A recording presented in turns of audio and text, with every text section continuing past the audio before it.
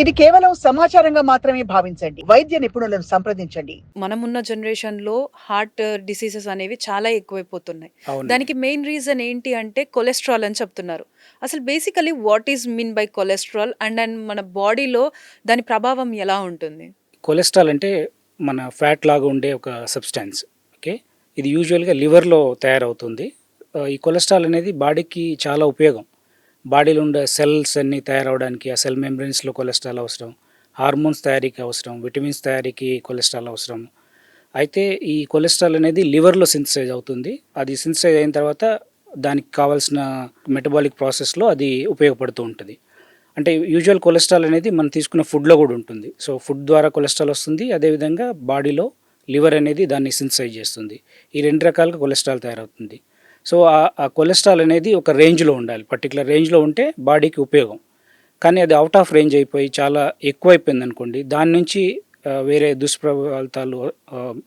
దుష్ప్రభావాలు ఉంటాయి కాబట్టి, సో అందుకని మనం దాన్ని కొలెస్ట్రాల్‌ని ఒక డేంజర్‌గా మనం పరిగణిస్తాం. బట్ అది ఉండాల్సిన రేంజ్‌లో ఉంటే మంచిది. ఆ రేంజ్ గనుక ఎక్కువైతే దాని నుంచి సైడ్ ఎఫెక్ట్స్ అనేవి వస్తాయి.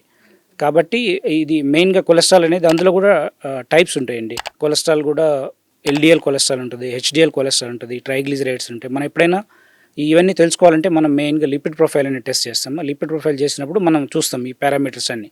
సో ఈ పారామీటర్స్ అనేది ఏ రేంజ్‌లో ఉన్నాయి, అవి నార్మల్‌గా ఉన్నాయా, ఎక్కువ ఉందా అనేది చూసి దాన్ని బట్టి మనం డిసైడ్ చేస్తాం కొలెస్ట్రాల్ ఎక్కువ ఉందా, తక్కువ ఉందని. ఓకే. సో బేసిక్‌గా కొలెస్ట్రాల్ అనేది ఒక ఫ్యాట్ సబ్స్టెన్స్. అది ఉండవలసిన రేంజ్‌లో ఉంటే బాడీకి ఉపయోగం. ఎక్కువ రేంజ్‌లో ఉంటే దాని నుంచి వేరే సైడ్ ఎఫెక్ట్స్ ఉంటాయి.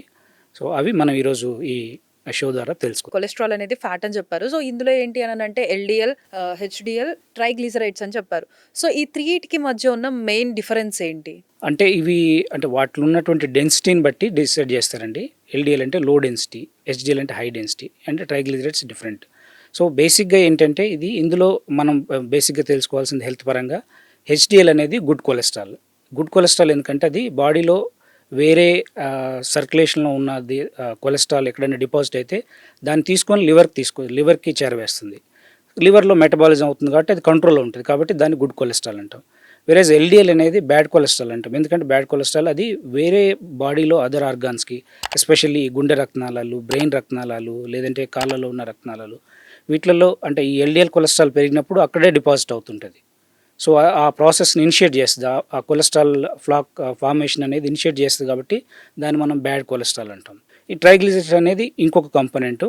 అది వీటిలో అంటే ఎల్‌డిఎల్ లాగానే రిస్క్ ఉంటుంది కానీ ఎల్‌డిఎల్ అంత రిస్క్ కాదు. సాక్షి టీవీ ప్రసారాలను నిలిపివేయటం చట్టరీత్యా నేరం. సాక్షి టీవీ ప్రసారాల కోసం మీ స్థానిక కేబుల్ ఆపరేటర్ను వెంటనే సంప్రదించండి. డిటిహెచ్లో, ఇంటర్నెట్లో కూడా సాక్షి టీవీ ప్రసారాలను వీక్షించవచ్చు.